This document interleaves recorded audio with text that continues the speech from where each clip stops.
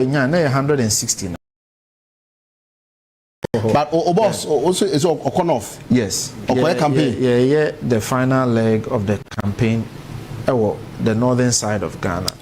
Na nyame ya adomo ya bewi ewo. Na ene onam ha na yire nam ha we nam ha ngofo keka so obeluzu ya bom ho. Oh minia agro no ni nyina wo fom. Ati ase. Na esi ahene ne etu ahene fo no. Omadwene mu do. Ensem ankofo ka se obeluzu no ebi ni de hen. Bi ni de stika eken. Se oye muslimini na Ghana fo mpe muslimi fo. Se oye sirimuni na Ghana fo mpe sirimfo. Mijidi se watete sansensem ne bi. Eno ni nyina so o ka se odi beluzu. But me no. Speaker, we are in century 2024 abato no udi wani di akire nya sa. Sure. Me pa cho wa dwene ni wonsusu yi mu no. Wujidi se Ghana fo mo sori anopa dware ye koto aba no. Omo koto aba because obi nkremoni a woye ana obi siremuni a woye. Ana se ebia omo asetena mu ni niema bia omo free se ankoyi ti na omo koto aba. Busa hu sa kosan no.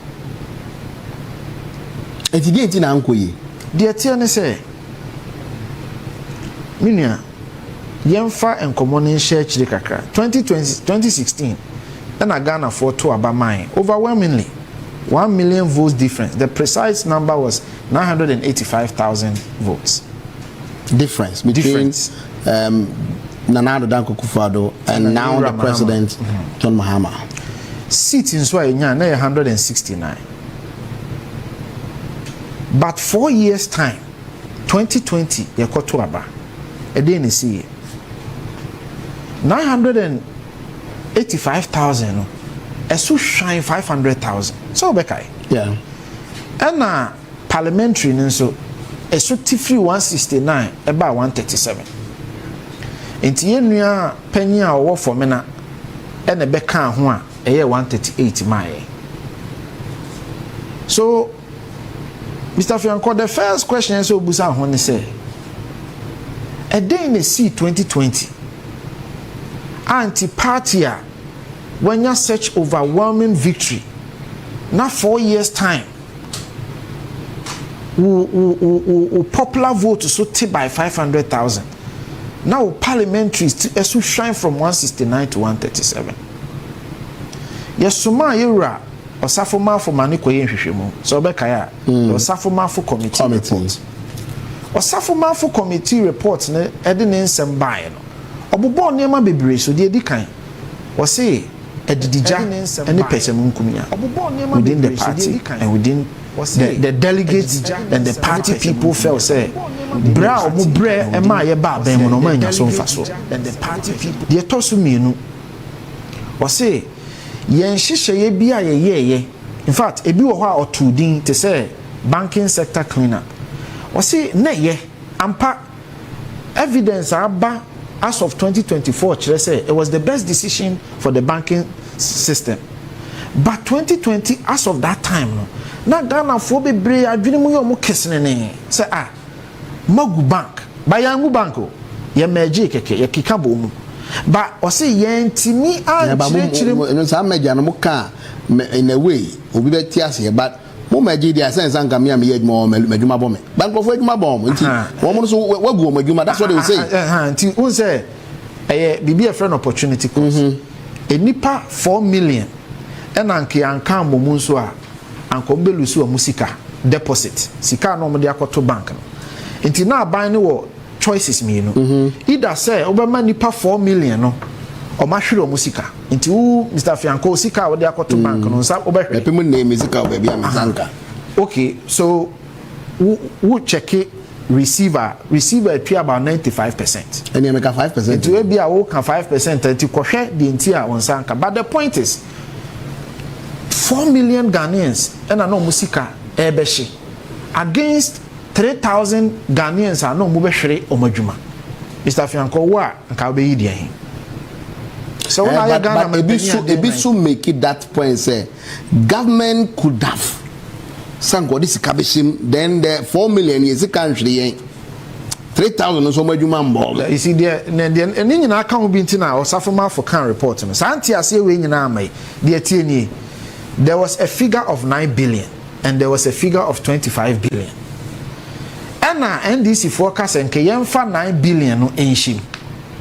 But the man can kyerɛ won say yemfa sika 9 billion nsan koma omo a na oma sika no asɛ dada. You could have dealt with them individually so that the banks will remain and the Ghanaians will also have their money. Meba. How do you deal with individual bank owners?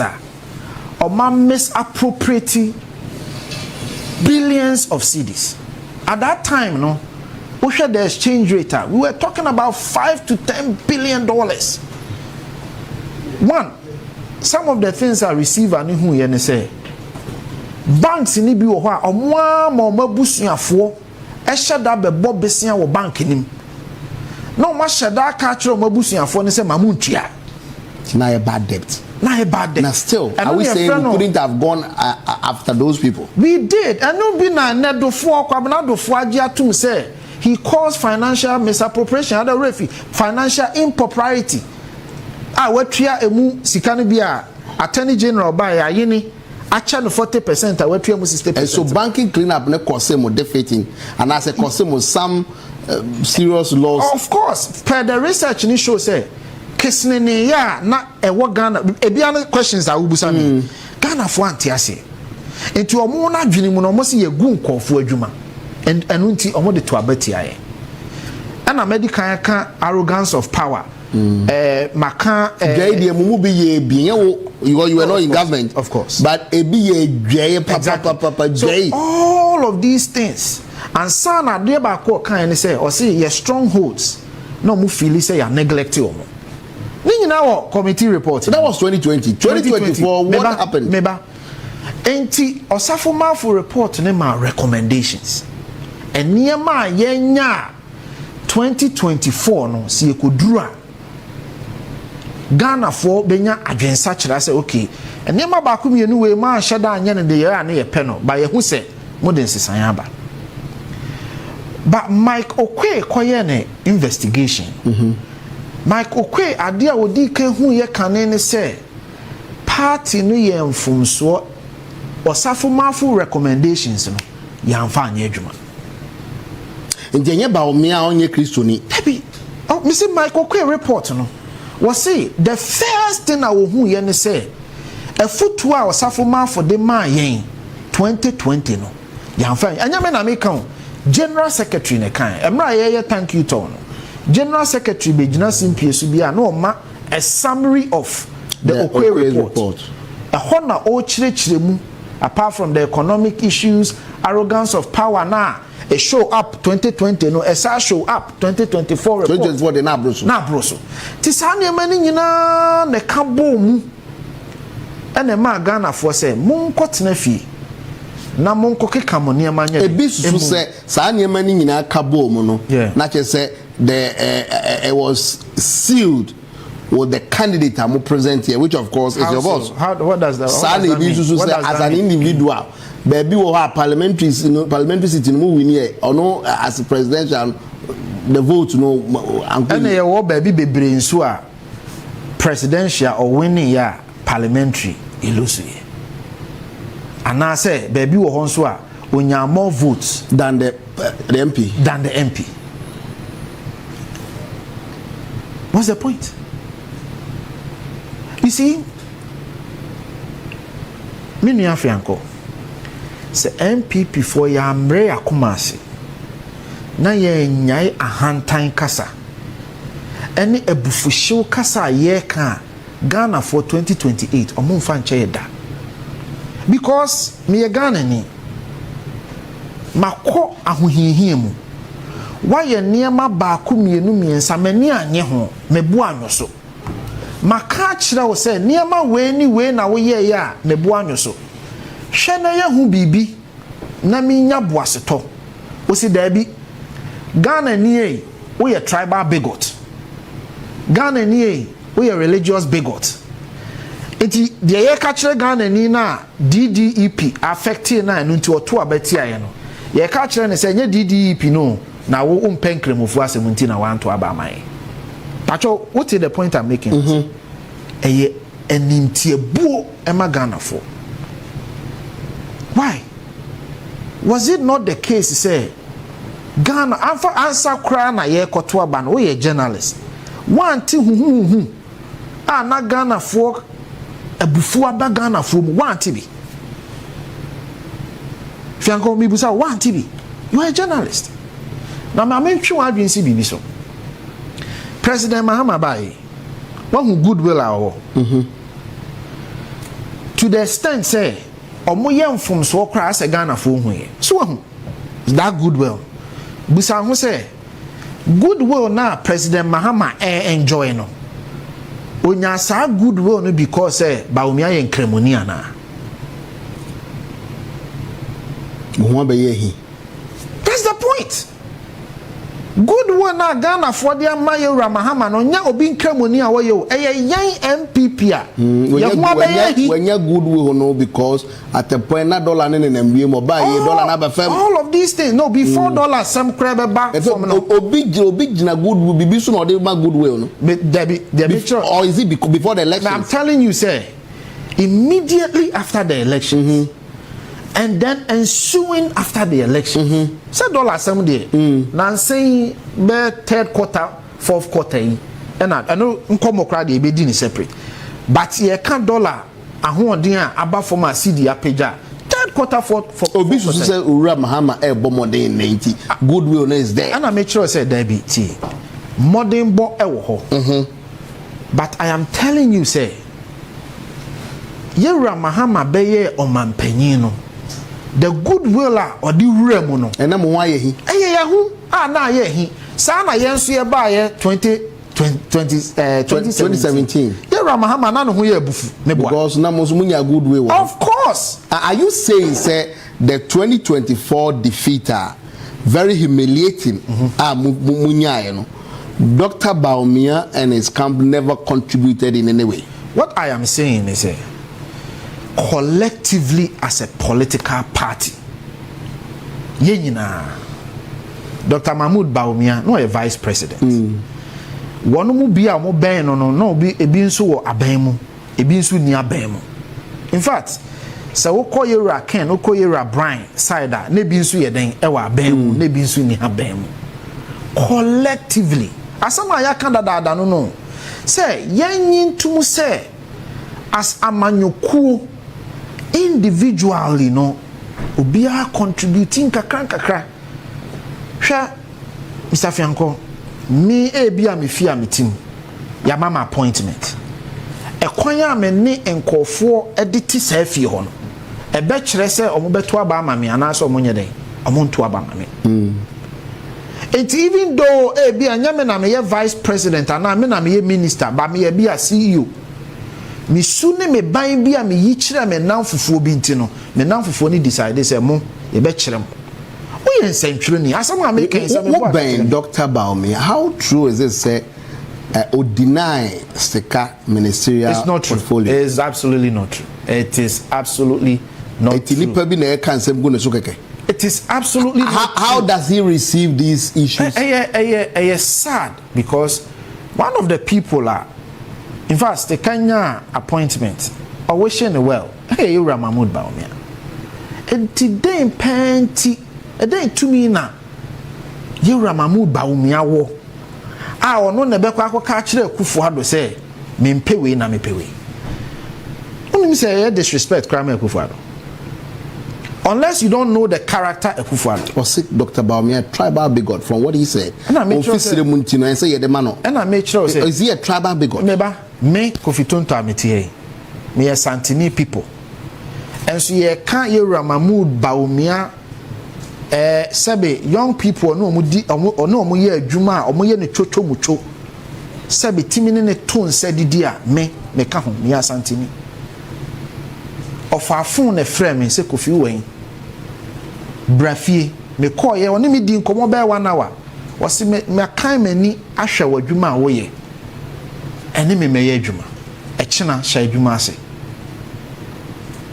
oni me maame eni me papa eni me busuani ne Ghana ni ana madwuma ye eso nani ye wa brantie bi a ye frɛ ne Nyame Baafi Dr. Nyame Baafi technical advisor Gideon Boakun spokesperson. I can go on and on. Yen nyina no yenya sremfo yenya kanfo ne ben no. In fact, young people are here ben ne pass ne political assistants in power. Me Nyame Baafi, 2 political assistants, Gideon Boakun, technical advisor plus spokesperson, close people to him. So where from this bigotry angle? Ni nam fufua wa no mo koba ene onam nye one oseche mensa ne nam enye one na na akomia ne nam enye one kwadwo pon kroma ne nam enye one samia uku ne nam enye one miracles na ye adwuma kwasi botwe young person onya kan ni ene yakofa ne so omeye somfo. So where from this argument? And some pona obe petumidie the executive secretary the executive secretary era Augustine Blay and sana ye papa Fred Owari omo nyina na ye adwuma Everon Hughes Fantini. I can go on. So he's not a tribal. How can it be? Now, Ebimu said Dr. Bawumia is a decisive leader. Okay. And so, what the Ghana Senator is more or less like giving Ghana to some boys or some men somewhere. They would remote control him. Is he the kind of leader you know? You see, leadership is about assertiveness. It's about foresight. It's about your ability to listen to listen. Mechiromo. Me have a master's degree in international relations and global management. One of the things they taught us, and it says, so be a global leader. Your key attribute is to listen to listen. Meti me no akasa. O kasa pa mintie ba mintie. And now be kasa so metie wa komapem a process asem na America no. Ye wura Mahmoud Bawumia de otie ni. Asamaba. Kofi wadwene ye osen. Kwame wadwene ye osen. Ya wadwene ye osen. Mo kasa nyina na otie. Mu wi a process ya no the firm and assertive conclusion no dey at all. In any case, busa ho say obi a onye decisive no eye dan na otimi susu bibi e ma ne ba mu be ye mfaso de ma Ghana say yen kofa medical drones emra e meboa yen apomodin ho nsem obi a onye decisive no enu kura na anu o mo se condom ne elisa me minia enompo de e highly ignorant because doctors crab chiro say condom is part of emergency healthcare. Apart from that, condom na no mo kano would fa enema vaccine drones in fana na ye ohemu abupen baako just 1%. 1% out of the thousands unim na open entwinam me hwe open entwinam na entwinam na wo we no o na ma ba ti na entwinam na wo we no okay me chiro bi na entwinam na wo we no kan sa covid na entwinam ma me we in the northern region abu yare friend anthrax yare ekum na ntwi I think the year 2022 or so me refi here ne kaka in fact already BNFT report on the drones they capture it. Yare ni bi tis atese e wo the northern part of Ghana, the remote part of Ghana. A drone no and the vaccines no ediko. But what nkran wa yo na ntwenam o. Ufi say no no. But when you say drone no the vaccine come farmers na omutimi de hwe mo na anye yarewu aman. Apart from the fact so omudi moja e koma kuani na ono no wo sebi ekurase a odonfu baye ama wu wanya biedi no se aboatea ka no ana na yire kowo na ohia moja drone na deko ama wiase afana nyina agye atum se Ghana eba #1 medical drone healthcare emergency system, not even the United Kingdom. Ghana no more piloted from us. So how can anybody come and tell us say if I connect condom to the or maya HIV AIDS and now no report about say 15,000 Ghanaians now HIV in 1 year in HIV. And then report I'm reading here say about 12,000 people are suspected to have died from HIV. It is a condom umpo, and they call less advanced communities are able hono and women near they from to engage themselves more share more lifestyle yeah and on the bonny anything. It is a nya obi a onya no kwafo and then nya obi a boni wana akoma mu a eye den na ade a eye ohamu abupen baako obetwa ntro e de be fraga na ni say eno ne de drone ko fato nchen yenko identification system and then unim the entire one of the reasons why countries are Trump abaning Ghana yambane unim the dra because of identification, because we have proper identification system. Because Trump policies now are implemented or say a lot of the people coming from some of these less advanced countries, you know, they are even difficult to track who they are. Yeah. But Ghana and ne say we some of the upper northern countries ni free ho maybe we South Africa free wa Ghana in sub-Saharan Africa and na ubetimi aka say yenya a robust identification system. Cote d'Ivoire Kalante ni hwan no de da sem but ye can modern identification system a meet all international systems. I'm yet to see a country be matching Ghana enunti me no yenya so mfa so eno you be a onye decisive. I can go on and on and on and then abrantie be kasa wa hey ono age atum say electric buses eye adwuma e wo adenta ne we kwan so me pacho e obi a onye decisive. Now gold for oil, gold for reserves and then ehun dede yo bebre abey say what who say Bank of Ghana ankasa Yera Zakari, Deputy Bank of Ghana governor or call London a command speech. I have the speech here. Wajitu say Yera Mahmoud Bawumia ni swadi hunu your friend the domestic gold purchase program. He has the ideas, but he's on yet very firm, especially when it comes to especially the NPP. I mean, it is firm in what? Firm in what? Firm in what? Yakase firm leadership. I'm sure what to say. These are some of the things they say about him. You see, me, I have been in leadership roles since I was 23. So I understand firm leadership. Firm leadership, any obia, ni you, ni you. Obia, baby, I'm from Swo, otimidi ni 9 from Kasa, I'm from Swo. Obi mame one example. Baby, na bibi touch ma, Yera Mahmoud Bawumia nya ho akwanya so be hu bibi awanye. In any case, Yera Mahmoud Bawumia, he was not the leader of MPP. It was 2023 November, and ye koto abamano. Ye to abanu man we mu an ye de share election ase. So why na say Yera Mahmoud Bawumia be diga MPP anim for X number of years? I'm here studying the leadership style, and he studying the leadership style under MPP, and I want one who born in. Oh, mommy, nipani mommy example. Would he be your best choice for this, the next 2028 elections? Of course, because for MPP. Of course. And yes, we had more on the office dinner. Oh, no. See, you see, Ghana for a nipa subia ye two ye bo e dane nipa. Enya ne munti ase ansa ne de tumidie ama nti Ghana fo nye nipa dodo na oton obi ma omo dako a omoto and political history and your political history no is replete with that evidence chese ehun adanse die bebre e wo ho free Yera Akufo to Yera Akufo-Addo to Yera Mahama to Yera Mills. Mahama mpodie. Ghana for si ni hu. Ana yerefi. Ba Ghana for say ukotena afie no.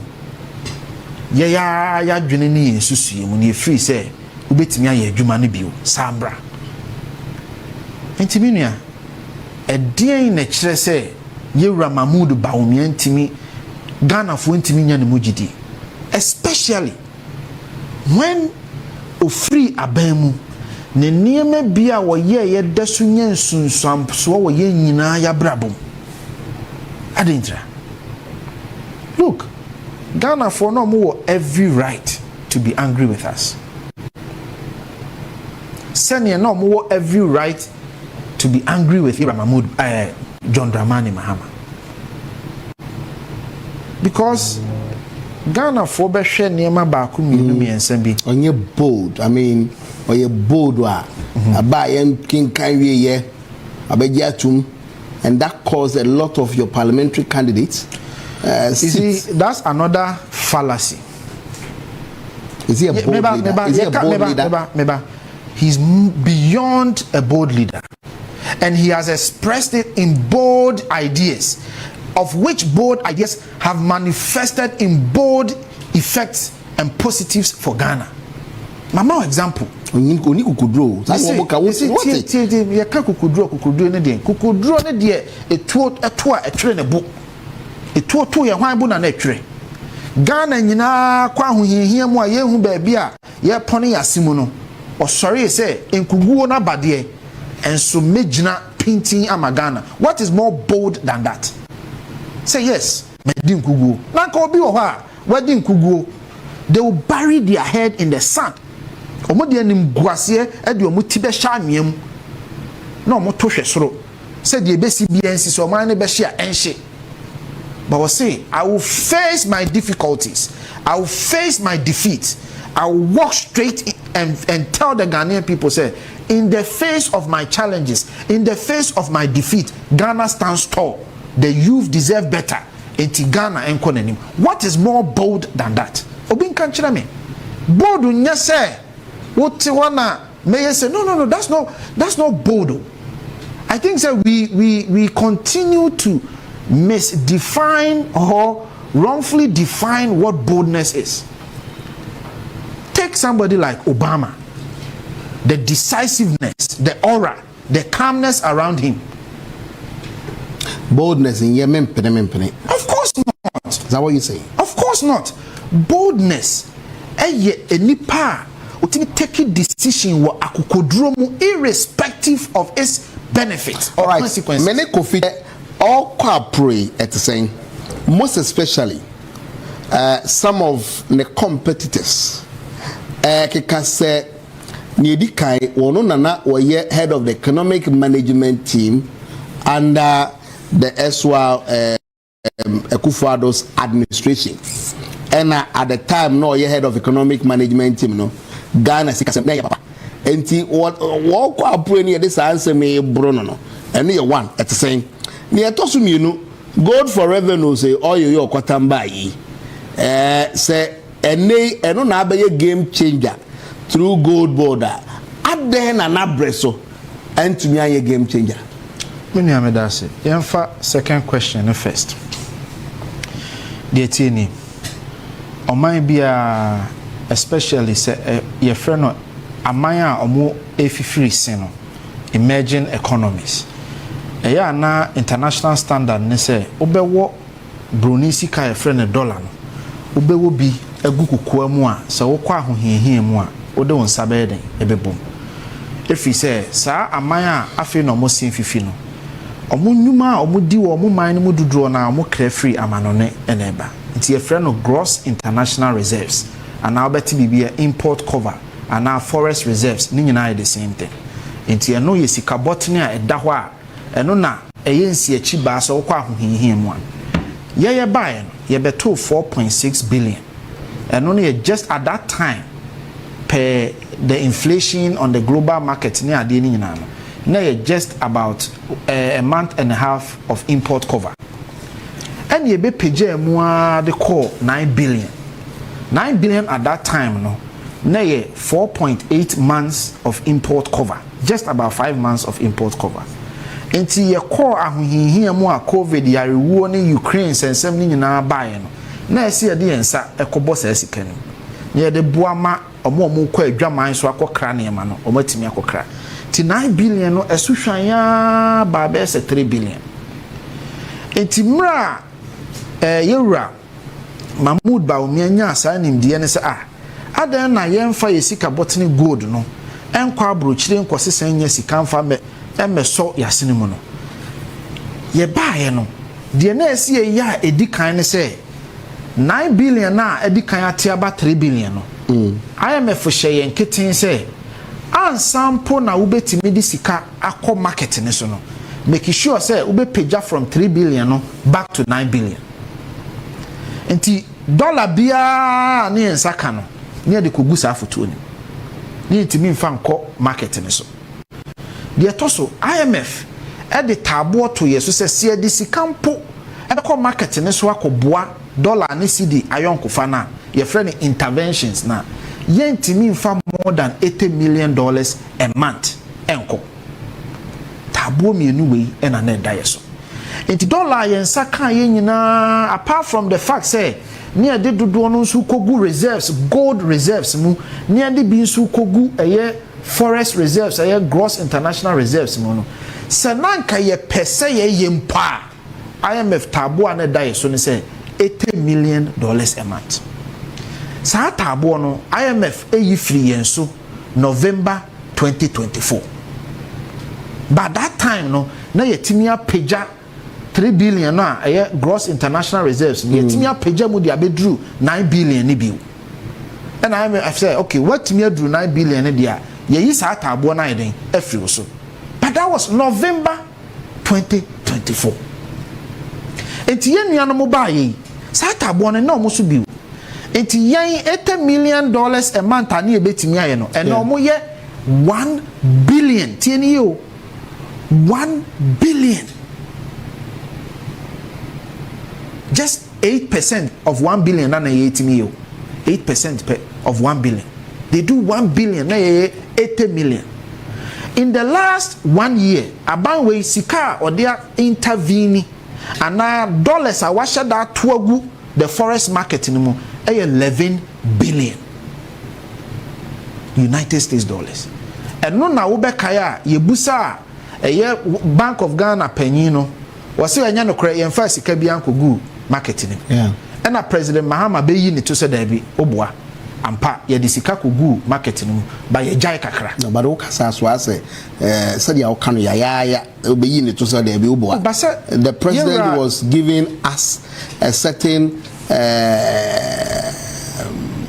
obie ya adwumasi how aban I ensure say the city no in will fact be stable. IMF catch aban say ade amoye no it goes against best practices che say enya ade a eboa sikasem e me na hoode no egina enti munyai eno eno mampanyi be ka say IMF akanti yejai but said ya kan nam ka so kan ya say dey kan ya say ye wurasiama e betena Joy News say enya no kreda so mo di sika dollar egu market ni wase nya no kre na Yorùbá Mahama be kan say enya no kre na di sika gum ba ye jai ba o kan say ye jai no and 1 week na mo sa sha ase nti ukɔhwɛ eye BOG ankasa announcement November omo pompe 1 billion December omo pompe 1 billion October omo pompe 1.5 billion compare that against your limitation of 80 million just 8% of what they are pumping per month so obviously it's yedie no the timidi ye baako and say yetimidi increase your gross international reserves and you one from 3 billion back to 9 billion 2 your gold reserves a good deal na ankasa egu sebe vault mono nso no yetimi pagya mu from 8.7 tons to 31 tons in that same time period and then gold price $4,400 per ounce at the time ana ye no na gold price the highest square reach here was $2,500 per ounce. What does that mean? What it means is that same 22 tons na ye de kan gold no no first no na ka be multiply 22 tons by 2,500 and then we multiply 22 tons by 4,400. Is Dr. Bawumia being prosecuted wrongly? Emre, time will be his vindicator. You see, me kase Ghana for prosecuting wrongly. Because Ghana for also a right to process information. But in the assimilation of information and the process of information, we say no kreno daddy kakra. Ebine and gold reserves ya adedi. Emma yera erikosei erikopoku ebe kan so da bi we de oboa President Mahama and the gold reserves by ama Joy News akoye abeka senye no kre. Yeah, but then there's also a report dated somewhere 1960 the issue of gold reserve. Okay, so let me explain. Yes, it was altered. Let me explain it. From since 19 Kojoho to 1960 no, gold na yetimi e de agu ye vault mu nyina was 8.7 tons. Eno no na ye de Ghana ye dollar kakra na ye won. Ye tie ni yo ha na difference no. Na ye fa dollar. Ye to gold no. Na ye fa dollar e kwa abrochire e na koto refined gold. Bullion. Gold ni omu ahoro mienu raw. Eno ye friend dory. And a bullion a 99.5 purity or 24 carat sorry. And no and ye kofa free abroche de begu ye vault mu. But we di ensunsun ye wo mu ne say o say yemfa yenye sika cedi ento gold no. But you want the difference? Infri omo to no. Into omo free ne yemfa ngu. So this is gold reserves program using our local currency to shore up our own vault. So that's different from what we used to do. Completely different from say Ghana buying for dollar. Akwa brochira koto go to gold. Now we for dollar. Akoto gold now we tunu. Esa our brochira na sa what's there ba enu mpo no we 80 pe. But we no o say yemfa Ghana sika ne ento na yen refine ne yemfa nguo. Or yeah, within 3 years. From 19 Kojoho to 60 no, 1960 no, 8.7 tons. 3 years or the 22 tons na atoso. How is this? We let me catch them say old idea. A innovative, bold, decisive decision. At the time, the former vice president, or introduced the report we have. Yeah. The time Anana Nado introduced to the council, so person running mate. It was very profound about him. Say when it comes to the economy and economic issues, I don't know about the lady. Nasa akuli dia the man kakake, and will be a vice president or be a head of economic management team. Actually, should be a dollar no be. You see, if we are say, ye kase obo hu modern will be more. And yes, a be a winning at the end of young Kwan. Say, a cast we a good driver. And you're good driver, and I said, the what's not care more, what we can. Good driver, ne dear accident, betoa, utimikra, who however maneuver your way out. Yes. So the point I am making is the data is clear. Ejuma swa ye babe ye any or how and now or renea a beto ye won kwemu.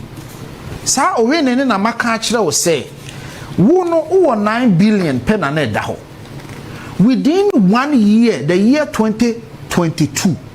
Mamima wa example, petrol import Ghana ye import 347 metric tons of petrol every month at the cost of $200 million at that time, as of January 2022, December 2021. But by March 2022, now that same quantity now imported 347,000 metric tons. Not that same quantity, no. The price has shoot up from 200 million to 420 million. That same quantity. Petrol prices shoot from $63 a barrel to about $120 a barrel. So what does that mean? O dollar na maka kire o say gu futuo mu anka obedi ni nkakra no. Chi se wo di mirika kosesa na o de ama eye omo efremu your BDCs and the OMCs and BDCs, bulk distributors. No mo de akwa akoto e de aba. And we are just one item. emu a wokra maaye ntos a wokra maaye tare a wokra maaye fridge a wokra maaye ni nyina so bua pagya because of the supply chain and then inflationary pressures are now global world, largely the global north, which is the western nations are. Take Germany for example.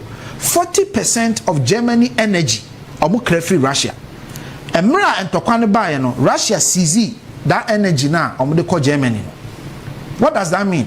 German production will go up. Also kwa free Germany. Tinano no now koto adie $2 from Germany and now beton $5. Sa dollar na egu futo na mu bi e na obe hia de akọ. So brofokasem ye fe no exogenous shocks. Exogenous shocks e beto Ghana wo kwan mu no. Na untimi nso ano because o 3.5 or 4.5 months import cover no na intimi nso ano. But tikesi awi adwe emra wo man no ko ahohiahia mu no na ye hia etenka na ye hia obi a obetimi aboa kase o man ahohiahia ye wo mu ekwan ben ye betwe ho afiri.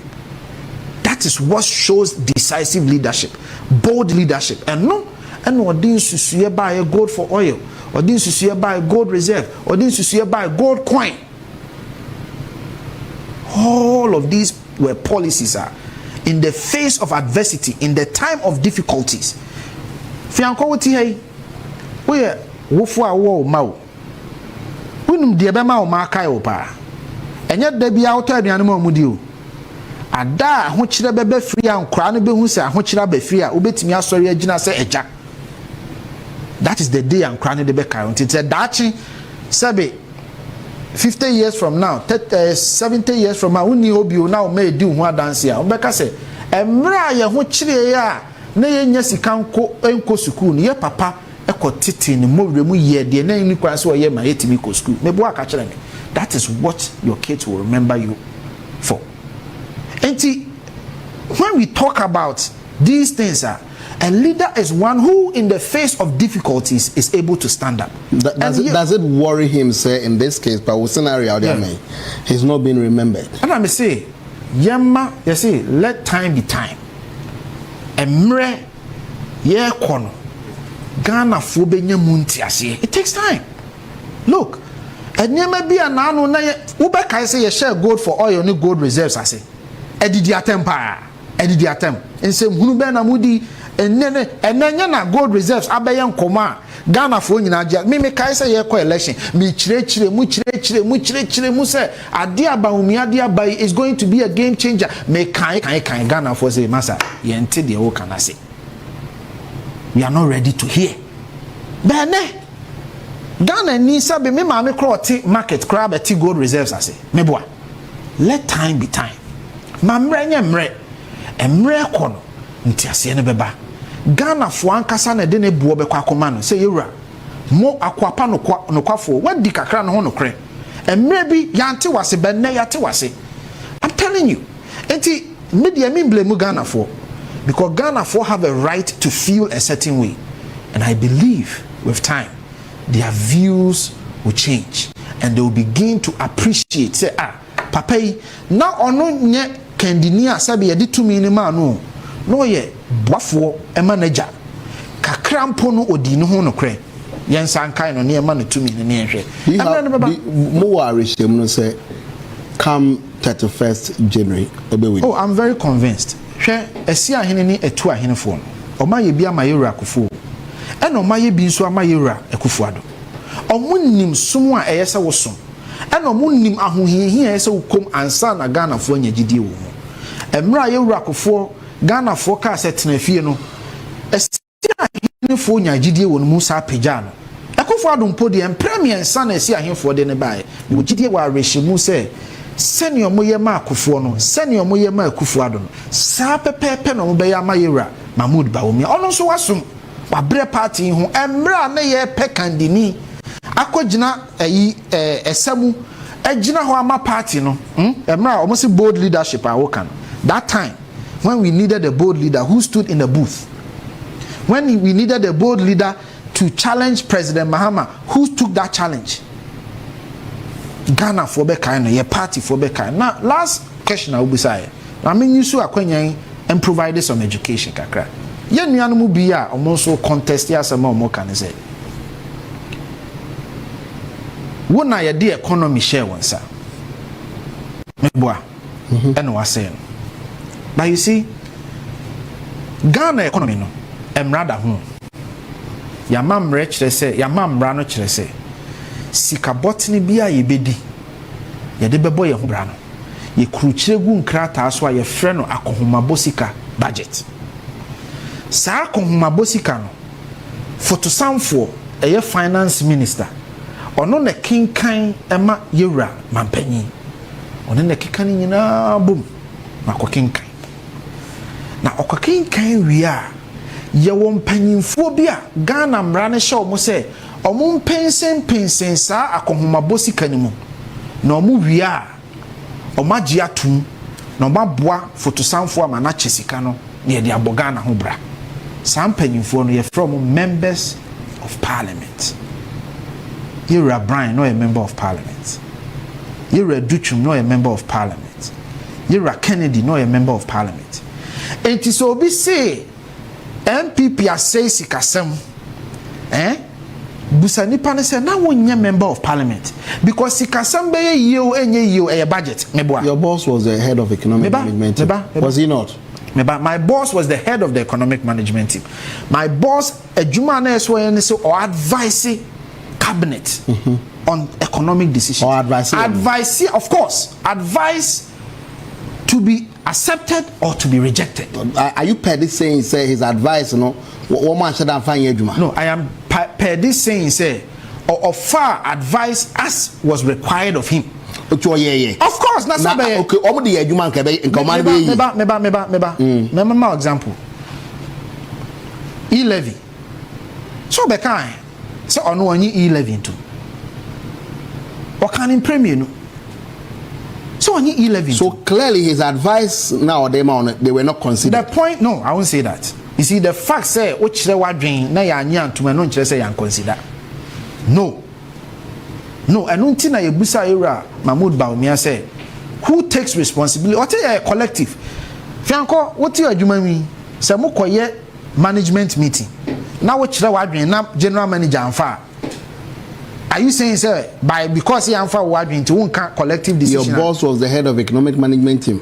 My boss was the head of my boss was the head of the economic management team, but he was not the head of the government to take the final decisions. His job was to offer advice, and he did precisely. And exactly he did so, but as the head of the economic management team, maybe some of the things he professed, they didn't listen. And I make sure I say whether they listen or they didn't listen. Did they listen? Me na me cabinet. Have you asked him? They make catch. These are some of the subwa for the bono. Me catch when they say, Kofi, I offered my ideas. I offered my suggestions.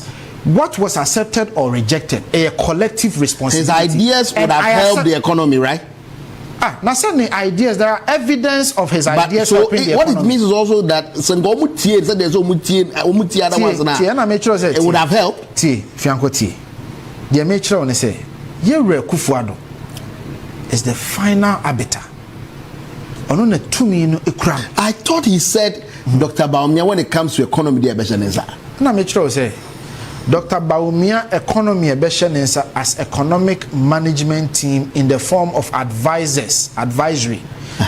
Dr. Bawumia was not the finance minister. Remember, in the economy there are two legs: monetary and then fiscal. The fiscal is the finance minister, the monetary is the Bank of Ghana.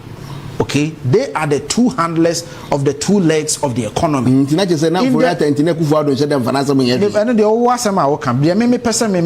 I am not interested in apportioning blames because the meme person me can say fiti me nkomodia me no adi from beginning na say we are taking collective responsibility. Obekaya yeshen komona say asema me kan.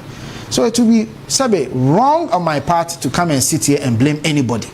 The point I am making is the collective responsibility and so economic management team and so cabinet and so finance and so BOG because even members of parliament have a role to play, including approving budget and appropriation, including approving loans. And it won't mean funny pabako. In any case, Mibao, Bawumia take decisions.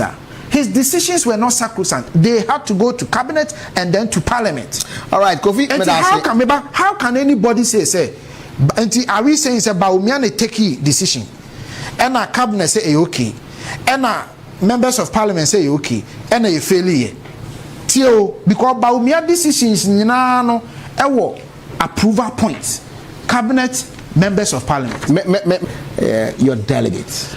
The American say, "Esi ahene for Kristo ya dom January bosom ne de to so aduasa baako." Eyese ye yi kendini magana. Yenkoyi a flag bearer for MPP keke. And yenkoyi obi a sebe obeyo mampanyin keke. Ye koyi obi a obeyo mampanyin a nimfia Ghana de be mano no eden sisaye sonko ebe bre oman Ghana. De bia me ka se ahene for ma ye hwe se Mahama be failure. There be Mahama must succeed for the benefit of Ghana.